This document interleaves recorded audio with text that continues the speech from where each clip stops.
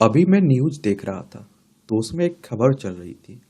किशोरावस्था में साइबर ठग से लेकर यूरोप का मोस्ट वांटेड अपराधी बनने का सफर, और इसे आप लोग अपनी स्क्रीन पर भी देख रहे होंगे। तो मेरे मन में भी जिज्ञासा हुई इसके बारे में जानने की।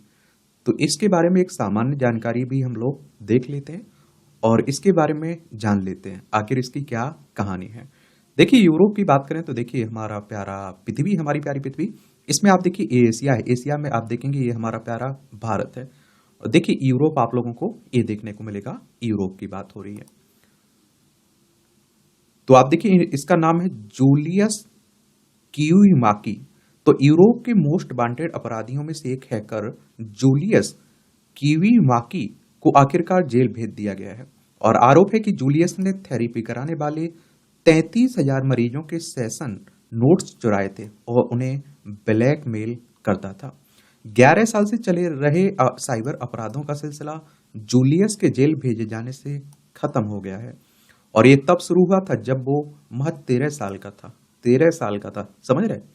एक टीनेज टीनेज हैकिंग ग्रुप में तेजी से उभरा था ये। और आप देखिए टीना उस वक्त आराम कर रही थी। ये शनिवार का दिन था जब उनका फोन बजा। ये एक गुमनाम शख्स की तरफ से भेजा गया ईमेल था। और इस ईमेल में उनका नाम, सोशल सिक्योरिटी नंबर और दूसरी व्यक्तिगत जानकारियां थी। वो बताती हैं कि पहले तो मैं ईमेल के विनम्र और सहज लहजे को देखकर दंग रह गई। ईमेल की शुरुआत में लिखा था डियर मैसेज पारिका। फिर बताया गया था कि फिर जिस साइको थेरेपी सेंटर में वो इलाज कराती हैं थी वहां से उनकी निजी जानकारी ले ली गई। और करीब करीब माफी मांगने वाले लहजे में ईमेल में लिखा गया कि उन्हें व्यक्तिगत तौर पर इसलिए संपर्क किया जा रहा है क्योंकि कंपनी मरीजों की जानकारी चोरी हो जाने की बात नजरअंदाज कर रही है। और फिरौती नहीं देने पर दस्तावेज ऑनलाइन करने की धमकी। तो टीना के थेरेपिस्ट ने जो 2 साल के रिकॉर्ड रखे थे और जिसमें दर्जनों सेशन की बेहद गुप्त जानकारियां थी, सबका सब उस अज्ञात ब्लैकमेलर के हाथ लग गया था। ब्लैकमेलर की तरफ से ऐसा कहा गया कि अगर उसने 24 घंटे के अंदर फिरौती नहीं दी तो ये सारी जानकारियां ऑनलाइन पब्लिश कर दी जाएंगी। और वो बताती हैं कि दम घुटने वाला एहसास था। मैं ये महसूस कर रही थी कि किसी ने मेरी निजी जिंदगी पर हमला किया है और मेरे ट्रामा के जरिए पैसे बनाने की कोशिश कर रहा है। फिर टीना को एहसास हुआ कि वो अकेली नहीं है।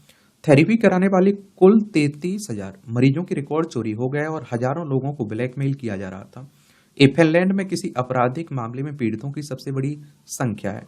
वस्तामा वस्तामा साइकोथेरेपी के डेटाबेस में से चुराए गए इन रिकॉर्ड्स में बच्चों समेत समाज के कई वर्गों के गहरे राज थे। एक्स्ट्रा मैरिटल अफेयर से लेकर अपराध बनाने तक की बातचीत इन रिकॉर्ड्स में थी, जो अब सौदेबाजी का साधन बन चुकी थी। फिनलैंड स्थित cyber security firm with secure के मिको हाइपोनेन ने इस साइबर हमले पर रिसर्च किया था। उनका कहना है कि इस हमले ने पूरे देश को हिलाकर रख दिया था। कई दिनों तक ये मामला न्यूज बुलेटिन में प्रमुखता से रहा। और वो कहते हैं कि इस पैमाने पर हैकिंग फिनलैंड के लिए एक बड़ा संकट था। हर कोई किसी न किसी पीड़ित शख्स को जानता था। रैंसम मैन के नाम से आता था ईमेल। ये सब महामारी के बीच लॉकडाउन में साल 2020 में हुआ और इस मामले ने साइबर सिक्योरिटी की पूरी दुनिया को स्तब्ध कर दिया। इस ईमेल का प्रभाव विनाशकारी था। 2,600 यानी कि 2,600 पीड़ितों का केस लड़ने वाली वकील जेनी राय राय स्कियो ने बताया कि उनके फर्म को उन लोगों के रिश्तेदारों ने भी संपर्क किया जिन्होंने निजी जानकारी ऑनलाइन आ जाने के बाद अपनी जान ले ली थी। ब्लैकमेलर, जिसे ऑनलाइन साइन ऑफ की वजह से रैंसम मैन के नाम से जाना गया, वो पीड़ितों से 24 घंटे के भीतर 200 यूरो की मांग करता था और तय समय पर पैसे नहीं मिलने पर वो फिरौती की रकम बढ़ाकर 500 यूरो कर देता था। करीब 20 लोगों ने फिरौती की रकम दी थी, पर उन्हें बाद में ये एहसास हुआ कि अब बहुत देर हो चुकी है क्योंकि उन लोगों की जानकारी पहले ही ऑनलाइन पब्लिश हो चुकी थी। रैंसम मैन ने गलती से सारा डेटा वेट डार्क वेब के एक फोरम पर लीक कर दिया। ये जानकारी आज भी वही है। मिक्को और उनकी टीम ने हैकिंग को ट्रैक करने और पुलिस की मदद करने की कोशिश की और ऐसी थ्योरी भी सामने आने लगी कि हैकर फिनलैंड से हैं।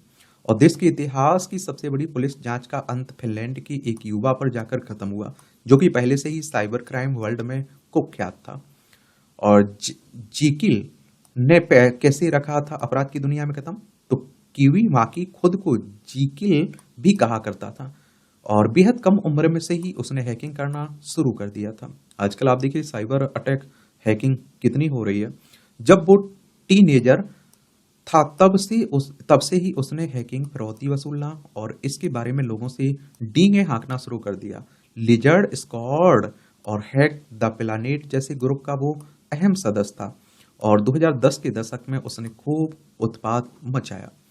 हैकिंग की दुनिया का कीवी माकी एक अहम सदस्य था और 17 साल की उम्र तक उसने दर्जनों हाई प्रोफाइल साइबर अटैक को अंजाम दिया और साल 2014 में उसे गिरफ्तार किया गया और 50,700 हैकिंग अपराधों का दोषी पाया गया और विवादास्पद रूप से उसे जेल में नहीं डाला गया। साइबर सिक्योरिटी वर्ल्ड के कई लोगों ने उसे जेल नहीं भेजे जाने की आलोचना की।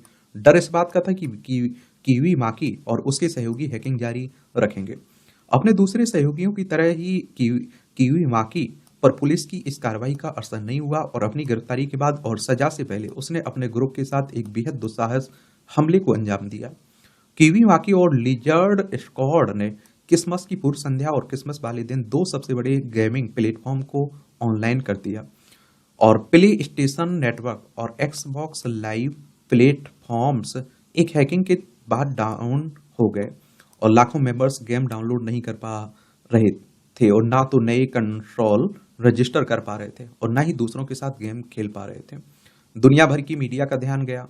कीवी माकी ने उस वक्त दुनिया भर की मीडिया का ध्यान खींचा, जहां तक स्काई न्यूज को एक टीवी इंटरव्यू भी दिया जिसमें उसने कहा कि हमले को लेकर उसे कोई पछतावा नहीं है।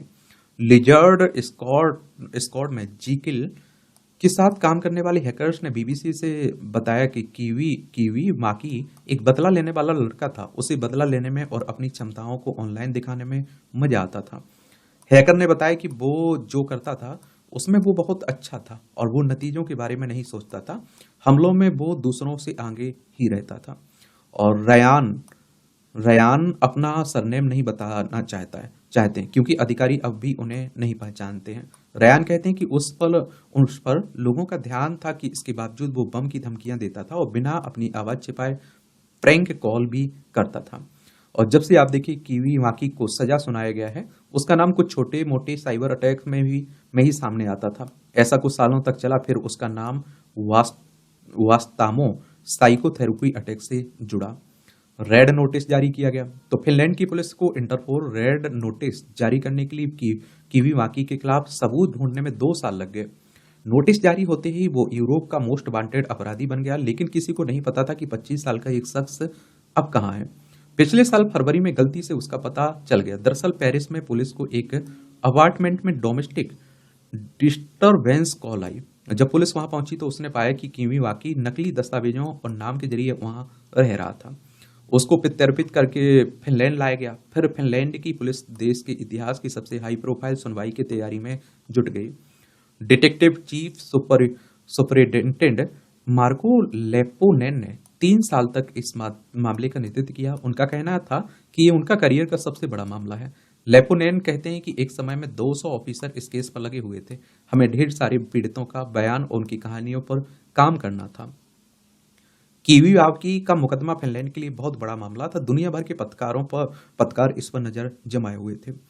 लेपोनेन कहते हैं कि मैं उसकी गवाही के पहले दिन अदालत में था। वो खुद को बेगुनाह बता रहा था। पूरी तरह से शांत कोर्ट रूम में कभी कभार चुटकुले भी सुना दे रहा था, लेकिन ढेर सारे सबूत उसके खिलाफ थे। आखिरकार दोषी साबित हुआ कीवी माकी। तो डिटेक्टिव लेपोनेन कहते हैं कि चुनाए गए डेटा को डाउनलोड करने के लिए जिस सर्वर का इस्तेमाल किया गया था उससे कीवी माकी के बैंक अकाउंट का लिंक होना अहम सबूत था। अधिकारियों ने ऑनलाइन पोस्ट की गई एक तस्वीर से कीवी माकी की फिंगरप्रिंट निकालने के लिए नई तकनीक का इस्तेमाल किया। ये तस्वीर छदम नाम से पोस्ट की गई थी। लेपोनेन बताते हैं कि हम ये साबित कर पाए कि कीवी माकी ने ही छदम नाम से उस तस्वीर को पोस्ट किया था। ये अविश्वसनीय था, लेकिन ये दिखाता है कि आपको हर तरह के उपाय करने पड़ेंगे। आखिरकार जज ने अपना फैसला सुनाया और कीवी माकी को दोषी पाया। कोर्ट के मुताबिक कीवी माकी हर एक पीड़ित के लिए अपराध का दोषी था, मतलब 30,000 अपराधों का दोषी था और उस पर डेटा उल्लंघन, ब्लैकमेल की कोशिश, 9,231 लोगों की जिंदगी से जुड़ी सूचना को फैलाने, 20,745 गंभीर ब्लैकमेल की कोशिश और 20 ब्लैकमेल का आरोप लगा। इन मामलों में ज्यादा से ज्यादा 6 साल और 3 महीने कैद की सजा सुनाई गई, लेकिन वो पहले से ही सजा काट चुका है और फिनलैंड के कानूनों के हिसाब से उसे आधा समय ही जेल में बिताना होगा। सजा पर पीड़ितों का क्या कहना है? तो टीना जैसे पीड़ितों के लिए इस सजा कोई लंबे वक्त की सजा नहीं है। वो कहती हैं बहुत सारे लोग बहुत तरह से इससे प्रभावित हुए, 33,000 लोग पीड़ित हैं, इससे हमारे स्वास्थ्य को नुकसान पहुंचा है, कई लोगों को वित्तीय घोटाले का भी सामना करना पड़ा है। और इस बीच टीना और कई दूसरे पीड़ित इस बात का इंतजार कर रहे हैं कि मामले में उन्हें कोई मुआवजा मिलेगा या नहीं। पीड़ितों के एक समूह के साथ कीवी माकी कोर्ट से बाहर निपटारा करने के लिए राजी हो गया, लेकिन दूसरे समूह कीवी माकी या फिर वास्तामो पर सिविल केस दायर करने की योजना बना रहे हैं। साइकोथेरेपी कंपनी अब बंद हो गई है और इसके संस्थापक को लोगों की निजी जानकारी की सुरक्षा में नाकाम रहने की वजह से सजा की भी सुनाई गई है। और किवियाकी ने पुलिस को ये नहीं बताया कि उसके पास कितनी रकम बिटकॉइन के तौर पर जमा है और उसने दावा किया कि वो अपने डिजिटल वॉलेट की जानकारी भूल गया है। राइस्कियो को उम्मीद है कि सरकार अब भी जरूरी कदम उठाएगी। उनका कहना है कि हर पीड़ित के मामले में कितना नुकसान हुआ है, इसकी जानकारी जुटाने में महीनों लग सकते हैं।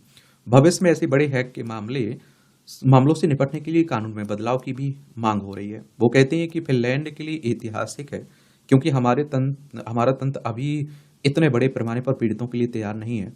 वास्तामो हैक ने ये दिखाया कि बड़े पैमाने पर सामने आने वाले ऐसे केस के लिए हम तैयार नहीं है। मुझे उम्मीद है कि बदलाव आएगा, ये यहीं खत्म होने वाला नहीं है। तो ये कहानी है पूरी, आप देखेंगे इस लड़के की, देख रहे होंगे आप लोग, कीवी माकी।